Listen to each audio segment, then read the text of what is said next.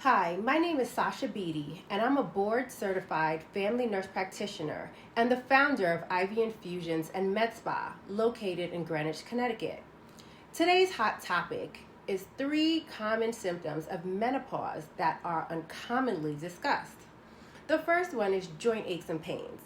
These joint aches and pains happen because as we lose estrogen, which is in all of our joints, like our hips, our knees, and our shoulders, they become more stiff. The second one is cognition. You can have brain fog, trouble with memory recall, or worsening ADD-like symptoms also caused by that loss of estrogen. The third one is benign heart palpitations. Most women end up running to the cardiologist to have a million tests done, all to find out that everything is normal. But it's those fluctuations in hormone levels that are causing those palpitations, that are waking you up from your sleep or just driving you absolutely insane. And it's not just menopause where these symptoms can happen, but it's also perimenopause, the time leading up to menopause.